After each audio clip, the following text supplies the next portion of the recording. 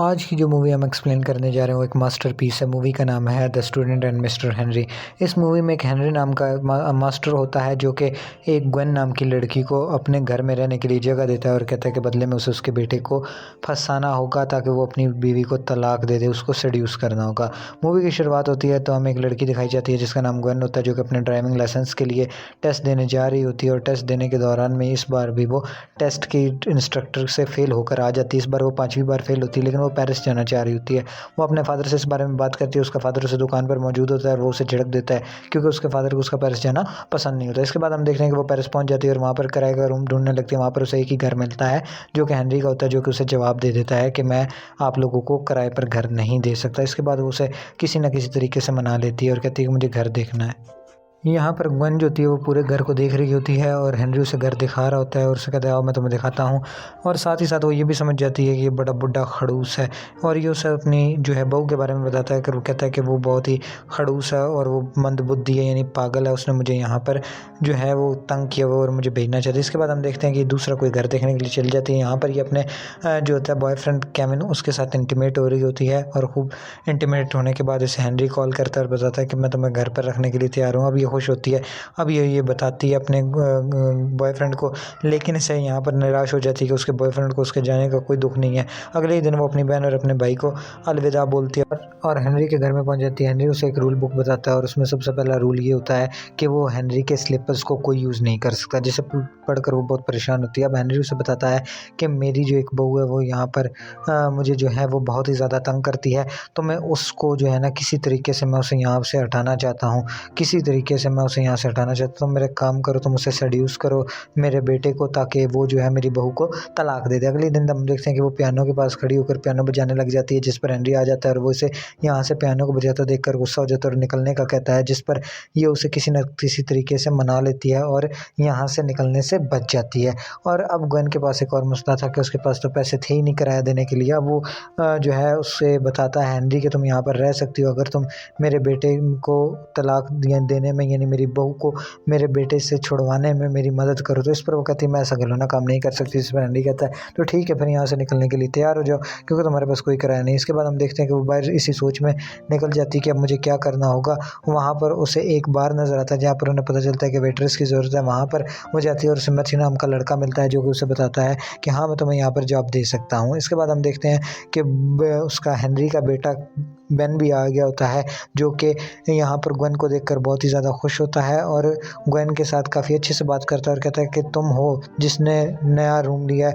और वो उससे अपने बाबा के बारे में बात करने लग जाता है कि मेरे बाबा थोड़े से मंदबुद्धि हैं, लेकिन तुम उनसे परेशान होने की बिल्कुल ज़रूरत नहीं। इतने में उसका बाबा भी आ जाता है जो कि हमेशा उसके बारे में बुरी बुरी बातें करता था। ये सुनते ही वो वहाँ से चला जाता है। इसके बाद ये अंदर ही अंदर खुश हो रहा होता है हेनरी। इसके बाद हम देखते हैं कि ग्वेन ने अपनी वेट्रेस का काम शुरू कर दिया था और अब वो बार में काम खुशी खुशी काम करने लगी थी। अगले दिन वो अपने साथ ही साथ पढ़ाई को भी स्टार्ट कर लेती है, लेकिन वो फिर भी फेल हो जाती है। इसके बाद हम देखते हैं कि हेनरी उसके रूम में आता है और उसे कहता है कि मेरा बेटा आ रहा है तो तुम्हें उसे इम्प्रेस करना होगा। तो अब ये भी उसे इम्प्रेस करने के लिए तैयार हो जाती है, उसके लिए अच्छा सा खाना बनाती है। अब हेनरी को कहीं ना कहीं महसूस हो रहा था कि ये उसे इम्प्रेस करने लगे और ये उसकी बीवी से बात करती है और उसे पता चलता है वाकई इसकी बीवी जो है वो थोड़ी थोड़ी मेंटल है, उसे किसी काम का कुछ पता नहीं। और इधर हम देखते हैं कि ये जो होती है बार बार में उसको फ्लर्ट करने की कोशिश करती है और हमारा जो बेन है वो बहुत ही ज़्यादा शाय होता है और इसकी वजह से वो इसके फ्लर्ट से बहुत ही ज़्यादा अंदर ही अंदर खुश हो रहा होता है। इधर ग्वेन भी अंदर ही अंदर जो है वो बेन के करीब आने की कोशिश कर रही होती है। और अब हम देखते हैं कि सब टेबल के ऊपर बैठे होते हैं, बातें कर रहे होते हैं। यहाँ पर उसका बाप फिर अपनी बहू और बेटे की बेइज्जती कर देता है और इधर हम देखते हैं कि ग्वेन जो होती है वो पियानो बजाने लगती है, जिसको सुनकर वो वहाँ से उसका बाप यानी हेनरी रोते हुए चला जाता है। और इसको देखकर उसकी मंदबुद्धि बीवी कहती है अच्छा अब हमें खाना खाना चाहिए, लगता है तुम्हारे बाबा को इसका गाना पसंद नहीं आया। जिस पर वो बताता है गाना पसंद आने की बात नहीं, ये पियानो मेरी माँ का यानी इसकी बीवी का है और वो भी गाना गाया करती थी, इस वजह से उसका गाना सुनकर मेरी माँ का गाना याद आ गया। अगले दिन हम देखते हैं कि जो ये पढ़ाई में इतनी ज़्यादा लायक नहीं होती, ये अपना नाम चेक कर रही होती है और इसे पता चलता है कि मैं अगेन फेल हो गया। अब ये रोते हुए अपने घर आती है और अपना गम बुझाने के लिए दारू पीती है और इसी के साथ हम देखते हैं कि अब सोच रही होती है कि मुझे अपने बाबा को ये सब नहीं बताना और मुझे अब किसी न किसी तरीके वाकई फ्लर्ट करना होगा। और अगले दिन हम देखते हैं कि वो वैले आ जाती है वहाँ पर, यानी कि उसकी बीवी, और वो अपना बर्तन लेने आई होती है जिसमें ये उल्टी कर देती है। अब ये हेनरी को कहती है हाँ मैं तुम्हारी तुम्हारी बात मानने को तैयार हूँ। और हेनरी और वेले को ये सारी बात बता देती है और हेनरी से कहता है मेरी बात मान लो, वो तुम्हारे लिए बेहतर होगा, तुम यहाँ पर फ्री में भी रह सकती हो और अच्छा कुछ भी बन सकती हो। लेकिन ग्वेन जो होती है वो अंदर ही अंदर बुरा फील कर रही होती है कि मुझे ऐसा करना भी चाहिए या नहीं। और यहाँ पर जो वेले होती है यानी हेनरी के बेटे की बहू बीवी जो कि इसकी बहू होती है वो उसे समझा रही होती है कि तुम्हें बात मान लेनी चाहिए, लेकिन उसे ये नहीं पता होता असल बात क्या है। और वो कहती है कि तुम्हें ये बात मान लेनी चाहिए और तुम्हें अपना घर बसा लेना चाहिए और तुम्हें अपने आप के साथ ऐसा बुरा सलूक नहीं करना चाहिए। जिस पर अंदर ही अंदर जो होती है वो हमारी ग्वेन जो होती है वो बहुत ही ज़्यादा बुरा फील कर रही थी कि मुझे ऐसा कुछ नहीं करना चाहिए। और ये दोनों आपस में बातें कर रहे थे। इसके बाद हम देखते हैं कि ग्वेन जो होती है वो हेनरी के रूम में आती है हेनरी से बात करने के लिए और हेनरी से बताती है कि मैं ऐसा नहीं कर सकती, वो तो बहुत अच्छी है। जिस पर हेनरी कहता है कि तुम्हें ऐसा करना होगा भी। और इसी के साथ हेनरी उसके मुंह पर दरवाज़ा बंद कर देता है और वो भी यहाँ से निराश होकर चली जाती है। अब वो बाहर घूम रही होती है और सोच रही होती है कि उसे क्या करना चाहिए और एक रूम में आती है जहाँ पर वो अपने माँ बाप से मिलती है। अब उसके पेरिस से वो वापस आ गई थी अपने माँ बाप से मिलने, सीन शिफ्ट होता है। वो उन्हें बताती है कि वो पास हो गई और वो यहाँ नहीं रुकती और वापस उसी शाम को हेनरी के घर चली जाती है और हेनरी से कहती है चलो ठीक है मैं तुम्हारी बात मान लूँगी, लेकिन तुम्हें भी मेरी मदद करनी होगी, मैं यहाँ रहना चाहती हूँ, तुम्हें मेरी इस तरह मदद करनी होगी, तुम्हें मुझे उसकी लाइकनेस और अनलाइकनेस के बारे में बताना होगा कि उसे क्या चीज़ें पसंद और क्या नहीं। यहाँ पर हेनरी उसे बताता है कि मैंने तुम्हारा एडमिशन करवा दिया म्यूज़िक स्कूल में, तुम वही करना चाहिए जो तुम करने के लिए बनी हुई हो। इसके बाद हम देखते हैं कि जो होती है हमारी माँ ग्वेन वो वहाँ पर सेड्यूस करने के लिए एक बोल्ड ड्रेस में चली जाती है हमारे बेन को। और इसके साथ ही साथ हम देखते हैं कि ये फिर उसे अपनी फेवरेट थिंग्स दिखाती है। इससे बेन को ये लगता है कि हम दोनों की लाइकनेस और अनलाइकनेस सेम है। हालांकि ये तो सिर्फ हेनरी की चाल थी, वो तो हेनरी की बताई हुई बातों पर अमल कर रही थी। अब अंदर ही अंदर जो होता है वो बेन उसको पसंद करने लगता है। यहाँ पर ये उसे प्रपोज भी कर देती, लेकिन बेन कहता है कि मैं तुम्हें नहीं एक्सेप्ट कर सकता, मेरी ऑलरेडी बीवी है। जिस पर ये निराश होकर घर आकर लेट जाती है कि ये क्या हो गया। और यहाँ पर हेनरी आता है और हेनरी उसे बताता है कि वेल डन, तुमने बहुत अच्छा काम किया, तुमने उसे आखिरकार उस की बीवी से दूर कर दिया, वो अब अपनी बीवी से खिंचा सा रहने लग गया है। इसके बाद हम देखते हैं कि ये मैथ्यू के पास आती है और मैथ्यू के साथ बातचीत कर रही होती है। वहाँ पर ये डांस करता है कि यहाँ पर एक नया सिंगर जो होता है लेविन, ये उसे देखती है यानी डीजे को, और लेविन के साथ जाती है और उसके साथ इंटीमेट होती है। यहाँ पर खूब गपागप होता है इनके दरमियान। और उसके बाद हम देखते हैं कि मैं लेविन के घर को छोड़ देती है और मैसेज को पढ़ती है और वापस वहाँ पर जाती है जहाँ पर इसका पॉल जो होता है वो इंतज़ार कर रहा होता है, यानी बेन हमारा इंतज़ार कर रहा होता है। अब ये वहाँ जाकर उससे मिलती है और यहीं पर फिर दोबारा डीजे होता है। डीजे अपनी मस्ती में मस्त होता है, जिसे देखकर ये थोड़ा सा गुस्सा तो होती है। जब वो किसी और के साथ फ्लर्ट कर रहा था तो उसे पता चलता है कि डीजे की ज़िंदगी में उसकी अहमियत सिर्फ एक टॉय की सी है। अब यहाँ पर जो होता है पॉल यानी बेन उस पर उसे किस करता है, वो भी अब बहुत ही ज़्यादा खुश था और वो उसे प्रपोज़ कर देता है।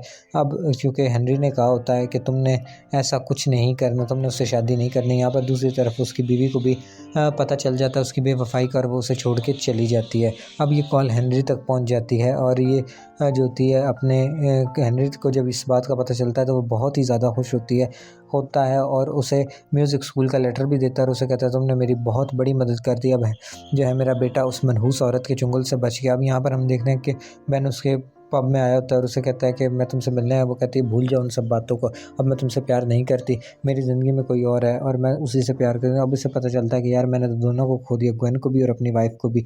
इतने में से एक असिस्टेंट बताती है कि आपके लिए लॉयर आया है जो कि एप्लीकेशन लेकर आया, आपकी बीवी ने आपकी जो है उसको तलाक की एप्लीकेशन डाली। उसके बाद उसे उसकी बीवी की कॉल आती है। जब वो ये उसके घर जाता है तो वो इसे बताती है कि आई एम प्रेग्नेंट, यानी कि बुड़बक तू बच्चे का बाप बनने वाला है। जब ये बात ही अपने पिता को बताता है तो वो नॉर्मल से रिएक्शन देता है, जिस पर ये कहता है कि मुझे पता है आपको इतनी ज़्यादा खुशी नहीं हुई, लेकिन आपको खुदा का वास्ता है जब वो मेरी बीवी आए तो उसके सामने ऐसे नॉर्मल रिएक्शन ना दीजिएगा, थोड़ा खुशी का इज़हार ज़रूर कीजिएगा, अपने मेरे लिए नहीं सही तो अपनी औलाद के लिए सही।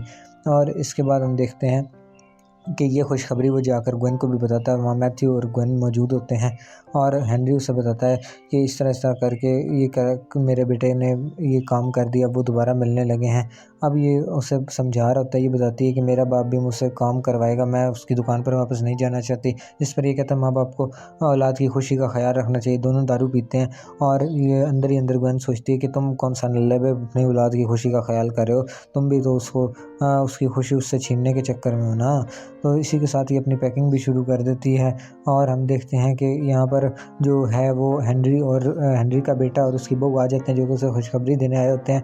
जब ये उसे खुशखबरी देते हैं तो उसका बाप जो होता है यानी हेनरी, वो बहुत ही ज़्यादा खुशी का रिएक्शन तो देता है, लेकिन ये उसकी खुशी का रिएक्शन ज़्यादा देर तक नहीं होता। इसके बाद वो अपने कमरे में चला जाता है। ये बात पॉल समझ जाता है और उसके बाद ग्वेन जो होती है वो उसके कमरे में आती है और हेनरी से बात करती है कि आप आ जाएं बाहर। वो कहता है नहीं, मुझे नहीं आना, तुमको भी जहाँ जाना है चली जाओ, बस अपना ख्याल रखना, तुम्हारा पेपर है लंदन स्कूल ऑफ म्यूज़िक में। यहाँ पर उसका बाप भी उसे लेने आ गया था, जिसे पता चल गया था कि मेरी बेटी फेल हुई है, लेकिन ये यहाँ पर उससे ज़िद करती है और कहती है कि मैंने वापस जाना है, मैंने यहाँ तुम्हारे साथ नहीं जाना, मैं तुम्हारे साथ नहीं जा सकती। जिस पर उसका बाप भी वहाँ से चुप करके चला जाता है, क्योंकि वो जानता है कि उसकी बेटी भी उसी की तरह ज़िद्दी है। इसके बाद हम देखते हैं कि काफ़ी अरसा गुजर जाता है, जिसमें हेनरी उसे सिखा रहा होता है और ये भी पढ़ रही होती है, म्यूज़िक स्कूल के एग्ज़ाम की तैयारी कर रही होती है। अब इसे म्यूज़िक स्कूल ऑफ लंदन में एक एग्ज़ाम देना था। अभी हेनरी से मिलने आती है और हेनरी से एक बार अलविदा और आशीर्वाद लेती है कि आपने मुझे दुआ देनी है कि मैं कामयाब हूँ। और इसी के साथ हेनरी कहता है हाँ, ये मेरी तो दुआएं तुम्हारे साथ हैं। इसके बाद हम देखते हैं कि लंदन स्कूल ऑफ म्यूज़िक में जाती है, जहाँ पर काफ़ी ज़्यादा ये प्रैक्टिस करती है और इसका कुछ कंपटीशन होते हैं। कुछ राउंड्स ये पहले के आराम से पार कर जाती है, आखिरी के राउंड्स में इसे थोड़ी सी सख्ती होती है। इसके बाद हम देखते हैं कि ये वापस घर आती है बताने के लिए कि मैं आखिरी राउंड में फ़ेल होगी, जिस पर ये पॉल कहता है तुम्हें परेशान होने की ज़रूरत नहीं, अब ये घर अब तुम्हारा है, तुम जब चाहे जितना चाहे यहाँ पर रह सकते हो, ये तुम्हारे हवाले है घर। हेनरी ने अपनी वसीयत में ये घर तुम्हारे नाम लिख दिया है और इसके अलावा वो अब नहीं रहा। ये सुनकर ये परेशान हो जाती क्या, और इस पर पॉल बताता है कि हाँ वो नहीं रहा, उसने तुम्हारे लिए एक वसीयतनामा यानी एक चिट्ठी छोड़ी है, जिसे तुम खुद देख लो, और इसके अलावा अब ये घर तुम्हारा है, तुम जानो और तुम्हारे काम जाने। जब ये चिट्ठी खोलती है तो इसमें पता लगता है कि मुसीबतें जो होती हैं वो इंसान पर आती रहती हैं, लेकिन इंसान को कोशिश करनी चाहिए, हार नहीं माननी चाहिए, चाहे जितनी नाकामियाँ क्यों ना हो। इसके बाद जो होती है ये ग्वेन वापस चली जाती है तैयारी के लिए कि मैंने अब और ज़्यादा तैयारी करनी है। इसी के साथ मूवी ख़त्म हो जाती है। अगर आपको हमारी मूवी अच्छी लगी हो तो वीडियो को लाइक कर दें, चैनल को सब्सक्राइब कर दें और वीडियो को शेयर ज़रूर कीजिएगा। मिलते हैं नेक्स्ट वीडियो में।